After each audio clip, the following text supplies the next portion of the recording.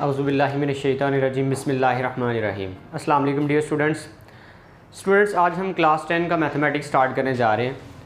Class 10 के mathematics का chapter number 1 जो है स्टूडेंट्स हमारे पास है क्वाड्रेटिक इक्वेशन के रिलेटेड। क्वाड्रेटिक इक्वेशन को समझने से पहले कुछ टर्म्स का हमें आइडिया होना चाहिए। फ़र्स्ट ऑफ़ ऑल हमें आइडिया होना चाहिए कि वेरिएबल क्या होते हैं जी, ठीक है। हमें वेरिएबल का आइडिया होना चाहिए कि वेरिएबल क्या है। तो वेरिएबल स्टूडेंट्स मैथमेटिक्स के अंदर उनको रिप्रेजेंट करते हैं हम एक्स, वाई एंड जी से।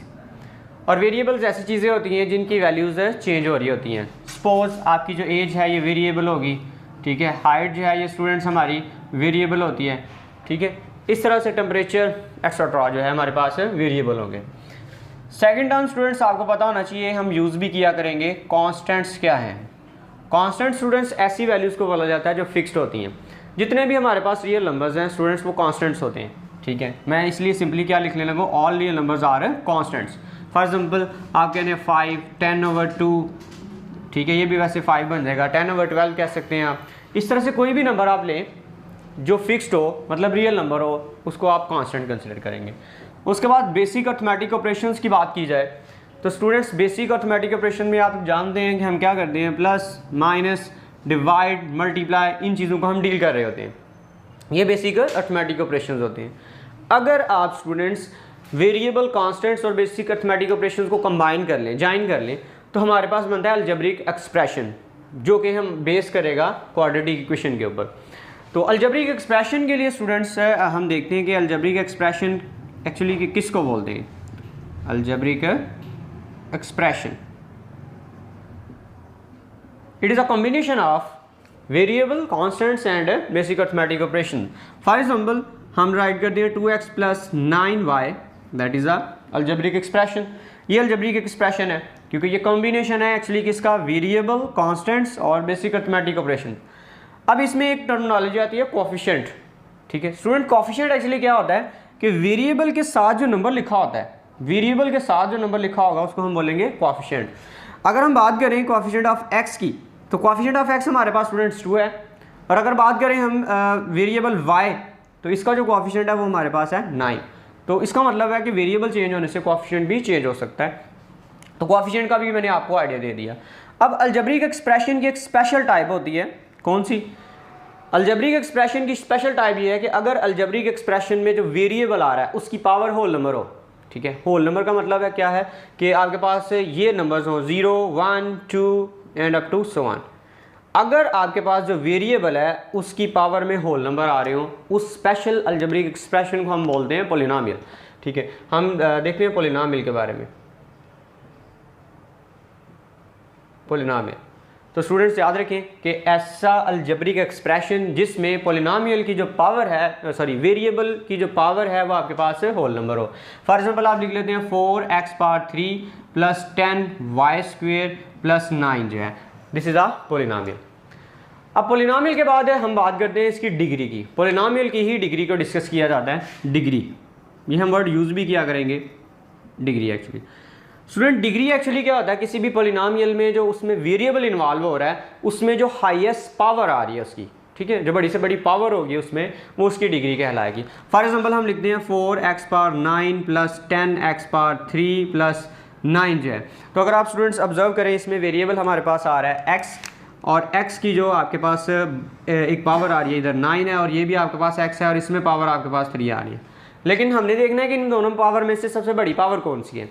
वेरिएबल की पावर अगर आपके पास होल नंबर है तो वो पॉलिनोमियल होगा, और उस पावर में जो बड़ी पावर होगी वो आपकी क्या कहलाएगी, डिग्री। दैट मीन्स कि ये जो आपके पास एक पॉलिनोमियल लिखा है इसकी डिग्री जो है स्टूडेंट्स हमारे पास है 9, ठीक है। इसकी डिग्री क्या है, 9। अब डिग्री की बेस पे इक्वेशंस को कैटेगराइज किया जाता है। फर्स्ट हमारे पास होती है लीनियर इक्वेशन, और सेकंड हम जो डिस्कस करेंगे वो हमारे पास होगी क्वाड्रेटिक इक्वेशन, जिसको हमने मेन डिस्कस करना था। लीनियर इक्वेशन स्टूडेंट्स ऐसी इक्वेशन होती है जिसमें वेरिएबल की जो पावर है वो हाईएस्ट 1 होती है। अब हम उसको डिस्कस करते हैं।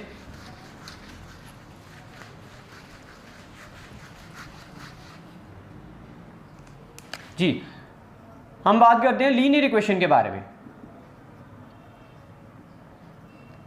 तो लीनियर इक्वेशन का मैंने जनरल से आपको आइडिया दिया है ऐसी इक्वेशन जिसमें वेरिएबल की जो हाईएस्ट पावर है वो 1 हो, ना 1 से ज़्यादा हो ना 1 से कम हो। फॉर एग्जांपल इसकी जो जनरल फॉर्म है वो इस तरह से होती है ax plus b is equal to 0, but ये कंप्लीट डेफिनेशन नहीं है। इसमें क्या है, ड्रॉबैक है। आपने क्या करना है, इधर कंडीशन लगानी है। अगर वेरिएबल के साथ आप कोई अल्फ़ाबेट लिख रहे हैं उसको मेंशन करना पड़ेगा कि वो जो अल्फ़ाबेट लिख रहे हैं आप वो किस टाइप का है, वो वेरिएबल है कि या कांस्टेंट है, ठीक है, उसको मेंशन लाजमी करना है आपने। ये जो आपके पास a है इस पर कंडीशन ये है कि a does not equal to 0, a को आप 0 नहीं कंसिडर कर सकते अगर आपने लीनियर इक्वेशन की बात की है। और ये जो a और b दोनों हैं ये क्या होने चाहिए, हमारे पास रियल नंबर होने चाहिए। a b also belongs to real number, that is called linear equation. Simple is that कि अगर आपके पास कोई वेरिएबल है, वेरिएबल की हाईएस्ट पावर आपके पास 1 आ रही है, इस तरह की इक्वेशन को हम बोलेंगे लीनियर इक्वेशन। ये इसकी जनरल फॉर्म होती है। फॉर एग्जांपल अगर हम बात करें 4y plus 10 is equal to 0, this is the linear equation in variable y। ये linear equation in variable x है, ये linear equation in variable y है, बिकॉज इसमें जो वेरिएबल की पावर आ रही है वो आपके पास 1 है। दैट मीन्स कि ऐसी इक्वेशन जिसकी डिग्री 1 हो, ठीक है, उसमें जो पोलिनोमियल आ रहा है उसकी अगर डिग्री 1 आ रही है दैट मीन उसको आप बोलेंगे लीनियर इक्वेशन। मेन हमारा टॉपिक था स्टूडेंट्स क्वाड्रेटिक इक्वेशन। अब हम क्वाड्रेटिक इक्वेशन को डिस्कस करते हैं कि क्वाड्रेटिक इक्वेशन क्या होती है। क्वाड्रेटिक इक्वेशन की स्टूडेंट जनरल फॉर्म जो है वो हमारे पास होती है ax square plus bx plus c is equal to 0, but complete definition फिर भी ये नहीं है। क्यों नहीं है, इसमें कुछ ड्रॉबैक्स हैं, आपने कंडीशंस लगानी है इसके ऊपर। कंडीशन स्टूडेंट्स हम क्या इम्प्लाइड करेंगे कि फर्स्ट ऑफ ऑल ये जो आपके पास x स्क्वेयर है इसके कोएफिशिएंट पे कंडीशन लगाएंगे। ये जो आपने a b और c लिखे हैं इन पे कंडीशन लगाएंगे। कंडीशन क्या होगी कि अगर x स्क्वेयर का कोएफिशिएंट जो है वो आपके पास 0 ना हो तो, ठीक है, हम बाद में इसको डिस्कस करते हैं कि अगर 0 हो जाए फिर क्या इफेक्ट होगा इस इक्वेशन के ऊपर। फर्स्ट कंडीशन ये है कि ये आपका 0 नहीं होना चाहिए। सेकंड कंडीशन आपके पास ये है कि ये जो a b c आपने चूज़ किए हैं, वैसे तो हम कह सकते हैं कि ये वेरिएबल है, बट मैं इधर मेंशन करने लगा कि ये वेरिएबल नहीं है। ये क्या है, ये आपके पास है रियल नंबर्स, ठीक है। ये जो a b c हैं ये बिलोंग करेंगे किससे, रियल नंबर से। तो ये बड़ी इंपॉर्टेंट कंडीशन है कि a 0 नहीं होना चाहिए और a b c आपके पास किससे बिलोंग करना चाहिए, रियल नंबर में से। ये जो इस तरह की इक्वेशन होगी जिसकी डिग्री आपके पास 2 होगी, डिग्री का मतलब जो इसमें वेरिएबल आ रहा है, वेरिएबल इसमें आ रहा है x की जो हाईएस्ट पावर है वो आपके पास 2 है, दैट इज अ डिग्री, इसकी डिग्री हमारे पास 2 है। तो सेकंड डिग्री इक्वेशन को ही एक्चुअली बोला जाता है क्वाड्रेटिक इक्वेशन। तो इसका दूसरा नाम आपको पता चल गया कौन सा है, सेकंड डिग्री इक्वेशन। अब ये जो फॉर्म मैंने आपके सामने लिखी है इसको बोला जाता है स्टैंडर्ड और general form of quadratic equation. इसका दूसरा नाम ये है, अब ये भी आप कहते हैं, ये कौन सी फॉर्म है, स्टैंडर्ड और journal form of quadratic equation, form of quadratic. Shortcut में मैं क्वाड्रेटिक इक्वेशन को इस तरह से लिख दी। तो इस फॉर्म को आपने क्या बोलना है, स्टैंडर्ड और जनरल फॉर्म। इसमें स्पेशलिटी क्या है कि आपके पास एक साइड पे 0 आ रहा है और बाकी जो भी आपके पास एक्सप्रेशन है, अलजेब्रिक एक्सप्रेशन जो है वो लेफ्ट साइड पे है, या आपका ये अलजेब्रिक एक्सप्रेशन राइट साइड पे हो सकता है और 0 जो है आपका लेफ्ट साइड पे हो सकता है। तो इस तरह की इक्वेशन को आप बोलेंगे standard form of quadratic equation. For example अगर मैं आपसे पूछना चाहूँ कि 4x पावर 3 प्लस 9x, चलें हम क्वाड्रेटिक इक्वेशन को डील कर रहे हैं, हम इसलिए स्क्वायर में रहेंगे, 9x इज इक्वल टू 10। तो आप से मेरा ये क्वेश्चन ये हो सकता है कि ये जो है आपके पास स्टैंडर्ड क्वाड्रेटिक इक्वेशन है, ये स्टैंडर्ड इक्वेशन नहीं है, स्टैंडर्ड क्वाड्रेटिक इक्वेशन नहीं है। इसलिए नहीं है क्योंकि आपके पास एक साइड पे 0 नहीं आ रहा। तो अभी ये स्टैंडर्ड इक्वेशन है, स्टैंडर्ड क्वाड्रेटिक इक्वेशन नहीं है, बट इसको आप रिड्यूस कर सकते हैं। तो आपने बात याद रखनी है कि स्टैंडर्ड फॉर्म में होने के लिए उसकी एक साइड पे क्या होना चाहिए, 0 होना चाहिए। तो ये स्टैंडर्ड फॉर्म आपके पास नहीं होगी। ये मैं एक्चुअली आपको स्टैंडर्ड फॉर्म के बारे में बताना चाह रहा हूँ। अब हम बात करते हैं कि कुछ कंडीशंस अगर इस पर लगाई जाएँ तो ये इक्वेशन से किस तरह की रिड्यूस हो जाए। फर्स्ट में मैंने कंडीशन ये लगाई है कि ये जो है ये 0 नहीं होना चाहिए, तब इसको क्वाड्रेटिक कह सकते हैं। अब हम इसका रिवर्स करते हैं कि अगर हम इसको 0 चूज़ कर लें फिर इक्वेशन पे क्या इफेक्ट होगा, क्या ये बन जाएगी। तो अगर हम a को सपोज कर लेते हैं if a is equal to 0, तो a की जगह पे हमें 0 इम्बेड करना पड़ेगा। तो 0 into X square plus B X plus C is equal to 0। 0 multiply होगा तो आंसर 0 आएगा। दैट मीन्स कि ये टर्म आपके पास 0 हो जाएगी। तो आपके पास जो रिमेनिंग अमाउंट होगी B X plus C is equal to 0, ये आपके पास रिमेनिंग इक्वेशन होगी। तो अगर आप ऑब्जर्व करें इसमें हाईएस्ट पावर ऑफ x जो है वो आपके पास 1 आ रही है। दैट मीन ये तो क्वाड्रेटिक इक्वेशन ही नहीं है, ये रिड्यूस हो गई है किस में, ये आपकी इक्वेशन रिड्यूस हो गया लीनियर इक्वेशन में। अगर ये इंपॉर्टेंट पॉइंट है कि अगर ए जो है वो आप ज़ीरो कर दें तो आपके पास जो इक्वेशन है, ये जो कोऑर्डिनेट इक्वेशन है, ये रिड्यूस हो जाएगी किसमें, लीनियर इक्वेशन में। अब सेकंड पॉइंट हमारे पास ये है कि पहले तो मैंने ए को ज़ीरो कंसिडर किया है, अब मैं बी को ज़ीरो कंसिडर करता हूँ, फिर देखते हैं कि इक्वेशन पे क्या इफेक्ट होगा। कि हम चूज़ करते हैं if B is equal to zero, चलेंगे हम ऐसा करते हैं बी को ज़ीरो चूज़ कर लेते हैं, तो इसका मतलब बी की जगह पे आपको ज़ीरो में ऐड करना पड़ेगा। A x square plus zero into x plus c is equal to zero. तो जब आप ज़ीरो को एक्स से मल्टीप्लाई करेंगे तो ये टर्म ज़ीरो हो जाएगी। दैट मीन आपके पास जो ये रिमेनिंग है a x square plus c is equal to zero. तो आप देख सकते हैं ये आपके पास कुछ इक्वेशन आई। इस इक्वेशन का स्पेशल नेम है कौन सा, इस इक्वेशन को बोला जाता है प्योर क्वाड्रेटिक इक्वेशन। इसको बोला जाता है pure quadratic equation. Simple is that, इसको समझने के लिए क्या है कि आपके पास एक्स वाली टर्म नहीं आ रही, अगर इसमें एक्स मतलब एक्स पावर वन जो है, अगर वो टर्म क्वाड्रेटिक इक्वेशन में नहीं आ रही तो वो उसको बोलेंगे pure quadratic equation. For example अगर हम बात करें तो 4x square minus 9 is equal to 0, that is a pure quadratic equation. Pure quadratic equation इसलिए है क्योंकि इसमें जो x की हाईएस्ट पावर है वो आपके पास कितनी आ रही है, 2 आ रही है, इक्वेशन होगी। अब हम स्टूडेंट इसके ग्राफ की तरफ मूव करते हैं कि जब हम क्वाड्रेटिक इक्वेशन को ग्राफिकली रिप्रेजेंट करें तो उसकी शेप किस तरह की बनेगी। जी, तो स्टूडेंट्स आप लोग जानते हैं कि ये जो वर्टिकल लाइन है इसको हम कहते हैं वाई एक्सिस, और ये जो हॉरिजॉन्टल लाइन है इसको हम बोलते हैं एक्स एक्सिस। ठीक है, राइट साइड को एक्स जो है पॉजिटिव होगा, लेफ्ट साइड को एक्स जो है वो नेगेटिव होगा। अपवर्ड वाई पॉजिटिव होगा और डाउनवर्ड जो है वो हमारे पास वाई नेगेटिव होगा।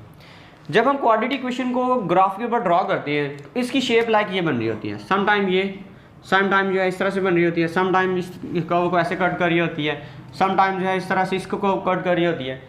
ये जो शेप्स बन रही हैं आपके पास ये होती है पैराबोला। ठीक है, ये डिपेंड करता है कि इसका एक्सिस क्या है, वो इतनी डीप में हम नहीं जाएंगे। इस शेप को बोलते हैं पैराबोला,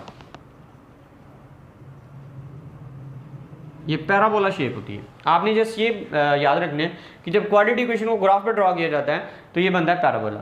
इसकी हमारे पास डेली लाइफ में बहुत ज़्यादा एग्जांपल्स हैं, जैसे कि क्रिकेटर जो है वो हिट लगाता है, 6 लगाने की कोशिश करता है, तो वो क्या करता है, इस तरह का पाथ फॉलो करता है। ठीक है, इस तरह से पाथ फॉलो करेगा, हिट लगाएगा उसको, तो ही ये वो 6 लगा सकता है। इस तरह से जो ब्रिजेस बनाए जाते हैं वो इस शेप के बनाए जाते हैं। इस तरह से और भी काफ़ी ज़्यादा एग्जाम्पल्स आपको रियल लाइफ में मिल सकती हैं जो क्वाड्रेटिक इक्वेशन को डील कर रही होंगी। अब बात करते हैं क्वाड्रेटिक इक्वेशन को सॉल्व करने के मेथड्स। क्वाड्रेटिक इक्वेशन को सॉल्व करने के स्टूडेंट्स हमारे पास मेथड है 3। फर्स्ट वन हमारे पास जो मेथड है, methods to solve quadratic equations. Quadratic equations को सॉल्व करने के हमारे पास 3 मेथड्स हैं। फर्स्ट मेथड कौन सा है जी, हमारे पास है फैक्टराइजेशन। फैक्टराइजेशन ये आपको पता होना चाहिए। सेकंड मेथड स्टूडेंट्स हमारे पास है completing square, completing square method. और थर्ड स्टूडेंट्स हमारे पास है method by quadratic formula, quadratic formula. ये वो 3 मेथड हैं जो आपकी बुक में मेंशन है, और एक ग्राफिकल मेथड भी होता है बट उसको अभी हम डील नहीं करेंगे। ये 3 मेथड्स आपको पता होने चाहिए, factorization method, completing square and quadratic formula.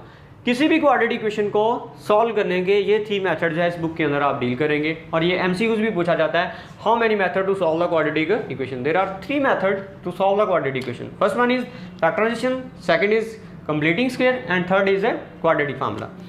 और कुछ इंपॉर्टेंट MCQs आपसे पूछे जाते हैं कि हमारे पास general form of quadratic equation है ax square plus bx plus c is equal to 0। ये आपके पास general form of quadratic equation है, और इस पे कंडीशन ये है कि a आपका 0 नहीं होना चाहिए और a b c belongs to real numbers. इसमें ये पूछा जाता है कि how many terms in this quadratic equation. तो there are 3 terms in this quadratic equation. इसके अंदर कितनी टर्म्स होती हैं, 3 टर्म्स होती हैं। सेकंड आपसे MCQs ये पूछा जाता है कि what is the degree of the quadratic equation. तो इसकी डिग्री हमारे पास क्या होगी, क्वाड्रेटिक इक्वेशन की डिग्री हमारे पास क्या है, 2 है। डिग्री इसकी क्या है हमारे पास है, क्वाड्रेटिक इक्वेशन की 2। थर्ड MCQs आपसे ये पूछा जाता है how many roots of the quadratic equation. इसके रूट्स कितने होंगे। तो जितनी किसी भी इक्वेशन की डिग्री हो उतने उसके रूट्स होते हैं। इसकी डिग्री हमारे पास 2 है, दैट मीन इसके रूट्स कितने होंगे हमारे पास 2 होंगे। तो इसके रूट्स कितने 2 होंगे। तो आपके पास 3 टर्म्स हैं, इसमें डिग्री 2 है और रूट्स भी आपके पास 2 होंगे। ये आपके पास इसमें बेसिक्स थी। अब हम एक्सरसाइज 1.1 की तरफ मूव करते हैं और उसका कुछ क्वेश्चन सॉल्व करते हैं। क्वेश्चन नंबर 1 स्टूडेंट्स हमारे पास है, उसको चेक करते हैं। क्वेश्चन नंबर 1 में आपने क्या करना है, right the following quadratic equation in standard form. आपने क्वेश्चंस को स्टैंडर्ड फॉर्म में कन्वर्ट करना है and point out pure quadratic equation, और इसमें से प्योर क्वाड्रेटिक इक्वेशन को भी पॉइंट आउट करना है। एक्सरसाइज नंबर 1.1 क्वेश्चन नंबर हमारे पास स्टूडेंट्स है 1 और इसका पार्ट नंबर 1 ट्राई करते हैं। पार्ट नंबर 1 में स्टूडेंट्स हमारी वैल्यू जो गिवन है वो है x + 7 multiply by x - 3 is equal to -7। इसको हमने मल्टीप्लाई करके चेक करना है और जब इसका आंसर आ जाएगा चेक करना है कि ये प्योर क्वाड्रेटिक इक्वेशन है, ये standard form of quadratic equation है। इसका सोल्यूशन स्टूडेंट इस तरह से करेंगे, ये जो हमारे पास x है इस पूरे फैक्टर के साथ मल्टीप्लाई होगा। हम इस तरह से लिखेंगे इसको x मल्टीप्लाई बाय x - 3। फिर आपके पास ये जो +7 है अगेन इस सारे फैक्टर से मल्टीप्लाई करेंगे, लिखेंगे +7 multiply by x - 3 is equal to -7। And then आप इंडिविजुअली इन सबको मल्टीप्लाई करेंगे, इस पर डिस्ट्रीब्यूटिव प्रॉपर्टी अप्लाई होगी, दैट मीन्स ये x जो है दोनों पे डिस्ट्रीब्यूट हो जाएगा। अब ये मल्टीप्लाई हो रहा है तो ये मल्टीप्लाई की फॉर्म में डिस्ट्रीब्यूट होगा। x को जब हम x से मल्टीप्लाई करेंगे तो हमारे पास आंसर आ जाएगा x²। देन हम x को जब -3 से मल्टीप्लाई करेंगे हमारे पास आंसर आ जाएगा -3x। 7 को स्टूडेंट्स हम x से मल्टीप्लाई करेंगे तो आंसर आ जाएगा 7x, और जब 7 को हम -3 से मल्टीप्लाई करेंगे तो आंसर हमारे पास होगा -21 इज इक्वल टू -7। इस तरह से स्टूडेंट्स आपने क्या कर लिया, इसको मल्टीप्लाई कर लिया। देन स्टूडेंट्स x², ये आपके पास -3x और ये आपके पास है +7x। जब इनको आप सब्ट्रैक्ट करेंगे और आंसर इसका आ जाएगा +4x, बिकॉज बड़ी अमाउंट के साथ आपके पास प्लस का साइन है, आंसर के साथ भी प्लस का साइन आएगा। उसके बाद लिखेंगे -21 -7, लेफ्ट साइड पे जब मूव होगा ये बन जाएगा +7 इज इक्वल टू 0। एक्चुअली क्या हुआ है, इसका एडिटिव इनवर्स हमने इस साइड में भी ऐड किया है, इसी का एडिटिव इनवर्स हमने इस साइड में भी ऐड किया है। +7 इसका एडिटिव इनवर्स है, +7 इधर भी करेंगे इधर भी करेंगे, वो इधर रह जाएगा और ये जो है आपके पास 0 आंसर आ जाएगा। x² + 4x - 21 + 7 is equal to -14 is equal to 0। तो अगर आप ऑब्जर्व करें हमने तो इसमें से बताना है कि क्वाड्रेटिक प्योर क्वाड्रेटिक है या स्टैंडर्ड फॉर्म है, तो ये प्योर क्वाड्रेटिक इक्वेशन नहीं है, तो हम इसको लिखेंगे standard form of quadratic equation. तो ये स्टूडेंट्स हमारे पास कौन सी है, standard form of quadratic equation. ये जो हमारे पास गिवन इक्वेशन थी ये किस में है, standard form of quadratic equation. अब इसका सेकंड पार्ट स्टूडेंट्स हम देखते हैं।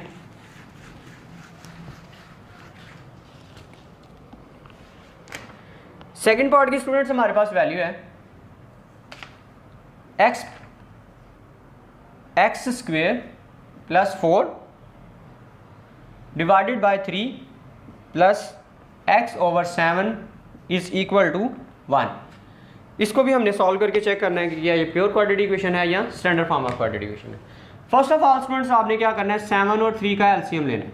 7 और 3 का एलसीएम हमारे पास स्टूडेंट होता है 21। ये 21 है, आपने बोथ साइड पे मल्टीप्लाई कर देना। आप लिखेंगे मल्टीप्लाइंग बोथ साइड्स बाय 21 के साथ आपने सबको मल्टीप्लाई कर देना। लिखेंगे 21 multiply by x² + 4 divided by 3 plus 21 multiply by x/7 is equal to 21 multiply by 1। उसके बाद देखेंगे ये कट हो जाएंगे, 3 1 जार 3, 3 7 जार 21, 7 1 जार 7, 7 3 जार 21। अब ये 7 ये जो आपके पास 2 टर्म्स हैं इनके साथ मल्टीप्लाई हो जाएगा। हम इस तरह से लिखेंगे 7 multiply by x² + 4 plus 3 multiply by x is equal to 3x and 21 multiply by 1 is equal to 21। अब 7 को आप इन दोनों पे डिस्ट्रीब्यूट कर देंगे। 7 को आप मल्टीप्लाई करेंगे x² से तो आंसर आ जाएगा 7x²। 7 को आप 4 से मल्टीप्लाई करेंगे तो स्टूडेंट्स आंसर आएगा 28 प्लस 3x। ये आपके पास 21 इधर प्लस है, लेफ्ट साइड पे जब मूव होगा तो ये नेगेटिव हो जाएगा, -21 is equal to 0। Then students हम लिखेंगे 7x², 3x जो है वो एज इट इज़ और 28 जो है और इसमें से 21 माइनस करेंगे तो आंसर आ जाएगा +7 इज इक्वल टू 0। तो अगर आप इसको भी ऑब्जर्व करें, ये हमारे पास है standard form of quadratic equation है, बिकॉज एक साइड पे आपके पास क्या आ रहा है, 0 आ रहा है। इसको लिखेंगे which is standard form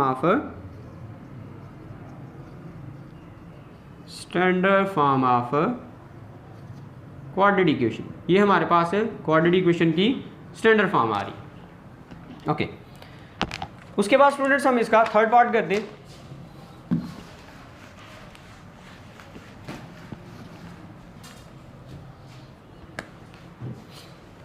third part में हमारे पास स्टूडेंट वैल्यू गिवन है x over x+1 plus x+1 over x is equal to 6। तो फर्स्ट ऑफ ऑल स्टूडेंट्स हमने क्या करना है, ये जो आपके पास डिनोमिनेटर है इनका एलसीएम टेक करेंगे। x+1 और x का हम क्या करते हैं, एलसीएम टेक करते हैं। वो जो एलसीएम आएगा उसको हमने बोथ साइड से मल्टीप्लाई कर देना है। तो आप लिखेंगे multiplying both sides by x into x+1। x into x+1 से हम बोथ साइड को क्या कर देंगे, मल्टीप्लाई कर देंगे। इस तरह से लिखेंगे x multiply by x+1 multiply by this fraction x over x+1 plus x multiply by x+1 multiply by this fraction x+1 divided by x, और अगेन आप इससे भी मल्टीप्लाई करेंगे, लिखेंगे is equal to x multiply by x+1 और multiply by 6। That mean कि ये जो आपके पास एलसीएम आया है इसको आपने मल्टीप्लाई करना है। ये जो मल्टीप्लिकेशन कर रहे हैं इसको आप लेफ्ट साइड पे भी लिख सकते हैं और राइट साइड पे भी लिख सकते हैं, इसमें कोई इशू नहीं होता। ये डिस्ट्रीब्यूटिव प्रॉपर्टी होती है, ये नंबर्स के केस में होल्ड कर रही होती है। अब स्टूडेंट्स इनकी कटिंग हो जाएगी, x+1 जो है x+1 से कट हो जाएगा, x जो है सिंपली x से कैंसिल हो जाएगा। x और जब x को आप मल्टीप्लाई करेंगे तो स्टूडेंट्स आंसर आ जाएगा x² प्लस x+1 और x+1। स्टूडेंट्स ये पावर ये दोनों फैक्टर सेम है, लिहाजा इनको लिखेंगे x+1 whole square is equal to x+1 into 6। तो हम सिंपली इसको लिखेंगे 6x मल्टीप्लाई बाय x+1। अब स्टूडेंट्स हम लिखेंगे x² प्लस ये a plus b whole square की फॉर्म का, उस तरह की टाइप का ये फॉर्मूला बन रहा है। इसको ओपन करेंगे तो लिखेंगे x² plus 1² plus 2 time of x multiply by 1, मतलब a² plus b² plus 2ab, वो आइडेंटिटी हमने इधर यूज़ की है, इज इक्वल टू 6x को आप x से मल्टीप्लाई करेंगे तो स्टूडेंट्स हमारे पास आंसर आ जाएगा 6x²। 6x को स्टूडेंट्स हम 1 से मल्टीप्लाई करेंगे तो आंसर आ जाएगा 6x। उसके बाद x² को x² में ऐड करेंगे स्टूडेंट्स हमारे पास आंसर आ गया 2x² plus 1² is equal to 1, 2 into x into 1 is equal to 2x, और ये जो है आपके पास is equal to 6x² plus 6x है। आप स्टूडेंट देखें कि आप इसको इस साइड में मूव करवा सकते हैं, बट ये आपके पास इसका जो x² का कोएफिशिएंट है उसकी वैल्यू जो है वो इसकी निस्बत जो है वो ज़्यादा है। अब आप क्या करेंगे, कर सकते हैं, वो भी इशू नहीं है, बट अगर हम ऐसा करते हैं कि इसको हम उस साइड पे मूव करवा दें तो हमारे पास इसका जो नेगेटिव साइन है वो जनरेट नहीं होगा, उसमें नेगेटिव साइन जनरेट हो जाना था। अब लिखेंगे इस साइड पे 0 is equal to 6x² plus 6x, ये इधर प्लस है इस साइड पे जाके माइनस हो जाएगा, -2x², और ये +1 है इस साइड पे जाके -1 हो जाएगा, और ये +2x है इस साइड पे जाके -2x हो जाएगा। 0 is equal to 6x² minus 2x² is equal to 4x²। 6x में से 2x माइनस करेंगे तो स्टूडेंट्स हमारे पास आंसर आ जाएगा 4x, एंड -1 जो है वो एज इट इज़। तो अगर आप स्टूडेंट देखें ये जो है ये आपके पास एक standard form of quadratic equation है, तो आप लिखेंगे which is a standard form of quadratic equation, which is a standard form of quadratic equation. ठीक है, ये आपके पास कौन सी इक्वेशन है, standard form of quadratic equation है। तो स्टूडेंट्स आपको इन क्वेश्चंस में अगर कोई भी कन्फ्यूजन है तो काइंडली आप पूछ सकते हैं। अपना बहुत ज़्यादा ख्याल रखिएगा। अल्लाह हाफिज़।